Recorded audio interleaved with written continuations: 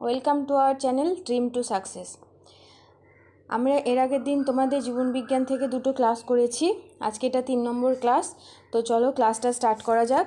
আমি তোমাদের জীবন ও তার বৈশিষ্ট্য থেকে এখন ক্লাস করাচ্ছি। তো চলো প্রথম প্রশ্ন কি আছে আমরা দেখি। মানুষের দ্বিপদ নাম কি? Option A Pavo cristatus, option B Cavia porcellus, option C Panthera leo, option D Homo sapiens. তাহলে মানুষের দ্বিপদ নাম কি? Option D Homo sapiens. আচ্ছা, বাকিগুলো কাদের দ্বিপদ নাম আমরা দেখে নিই। প্যাভো ক্রিস্টেটাস, এটা কার দ্বিপদ নাম? ময়ূর। ক্যাভিয়া পরসিলাস কার দ্বিপদ নাম? গিনিপিগ।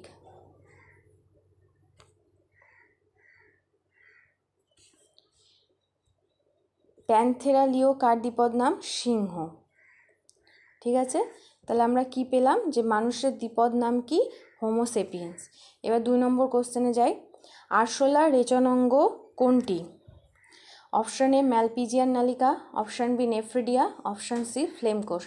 তাহলে আরশোলার রেচনাঙ্গ কোনটি? অপশান এ ম্যালপিজিয়ান নালিকা। ঠিক আছে, এবার 3 নম্বর কোশ্চেনে যাই। ম্যান্টেল পর্দা কাদের শ্বাসযন্ত্র? অপশান এ জলশামুক স্থলশামুক, অপশান বি আরশোলা, অপশান সি মাছি, অপশান ডি তারা মাছ। তাহলে ম্যান্টেল পর্দা কাদের শ্বাসযন্ত্র? অপশান এ জলশামুক স্থলশামুক। এবার কোশ্চেন নম্বর 4-এ যাই। গলবিলের পাশে ইউ আকৃতির ফুলকা ছিদ্র থাকে কোন পর্বের প্রাণীদের? গলবিলের পাশে ইউ আকৃতির ফুলকা ছিদ্র থাকে কোন পর্বের প্রাণীদের? Option A Mollusca, option B Hemichordata, option C Echinodermata, option D Arthropoda. তাহলে গলবিলের পাশে ইউ আকৃতির ফুলকা ছিদ্র থাকে কোন পর্বের প্রাণীদের? Option B hemichordata. এবার কোশ্চেন নম্বর 5-এ যাই।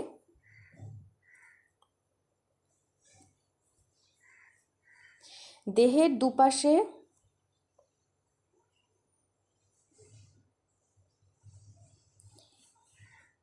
মায়োটম পেশি থাকে কোন পর্বের প্রাণীদের? দেহের দুপাশে ভি আকৃতির মায়োটম পেশি থাকে কোন পর্বের প্রাণীদের? Option A Vertebrata, option B Urochordata, option C Cephalochordata. তাহলে কোন অ্যান্সারটা হবে? Option C Cephalochordata. এবার চলো কোশ্চেন নম্বর 6-এ যাই। কুনো ব্যাঙ সোনা ব্যাঙের কত জোড়া করোটি স্নায়ু থাকে? অপশান এ 12 জোড়া, অপশান বি 10 জোড়া, অপশান সি 14 জোড়া, অপশান বি 16 জোড়া। তাহলে কুনো ব্যাঙ সোনা ব্যাঙের কত জোড়া করোটি স্নায়ু থাকে? অপশান বি 10 জোড়া। এবার কোশ্চেন নম্বর 7-এ যাই। কোনটি কন্ড্রিকথিস শ্রেণীর প্রাণীর বৈশিষ্ট্য নয়? এটা খেয়াল করো, নয় বলেছে, মানে কন্ড্রিকথিস প্রাণী যাদের, তাদের এই চারটের মধ্যে কোন বৈশিষ্ট্যটা থাকে না? Option A placoid, option B heterocercal লেজ, অপশান সি অন্তর্কঙ্কাল তরুণাস্থিময়, অপশান ডি পটকা। তাহলে কোন অ্যান্সারটা হবে? অপশান ডি পটকা। এদের পটকা থাকে না। ঠিক আছে, আচ্ছা, কন্ড্রিকথিস শ্রেণীর যদি উদাহরণ চাই তাহলে কি হবে? কন্ড্রিকথিস শ্রেণীর হাঙর, ইলেকট্রিক মাছ, এগুলো। ঠিক আছে,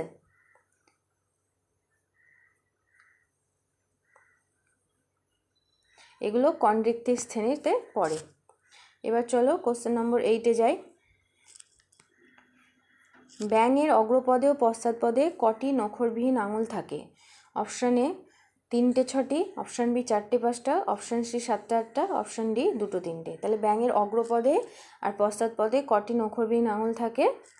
অপশান বি 4টে 5টা, মানে অগ্রপদে থাকে 4টে আর পশ্চাৎপদে থাকে 5টা। এবার কোশ্চেন নম্বর 9-এ যাই। অস্টিকথিস শ্রেণীর বৈশিষ্ট্য নয়। আবারও খেয়াল করো, নয় আছে এখানে। তাহলে অস্টিকথিস শ্রেণীর কোনটা বৈশিষ্ট্য নয়? অপশান এ কানকো উপস্থিত, পটকা থাকে, অপশান বি, অপশান সি হোমোসার্কাল লেজ, অপশান ডি প্ল্যাকেডাস। তাহলে অস্টিকথিস শ্রেণীর বৈশিষ্ট্য নয় কোনটি? অপশান ডি প্ল্যাকেডাস, মানে এদের প্ল্যাকেডাস থাকে না। আচ্ছা, অস্টিকথিস শ্রেণীর উদাহরণ কি? রুই মাছ, মৃগেল, এগুলো। ঠিক আছে, এবার হচ্ছে কোশ্চেন নম্বর 10। ডায়োপটেরি শুষ্নী কোন বর্গের অন্তর্গত? ডায়োপটেরি শুষ্নী কোন বর্গের অন্তর্গত? অপশান এ ফার্নবর্গ, option B moss, option C শৈবাল। তাহলে ডায়োপটেরি শুষ্নী কোন বর্গের অন্তর্গত? Option A ফার্নবর্গ। আজকেকার মতো ক্লাস এইটুকুই। যদি তোমাদের আমাদের ক্লাস ভালো লেগে থাকে তাহলে অবশ্যই একটা লাইক করে দিও, আর শেয়ার করে দিও, আর কমেন্ট করো তোমরা কীরকম ক্লাস পেতে চাও, আর অবশ্যই চ্যানেলটিকে সাবস্ক্রাইব করে দিও।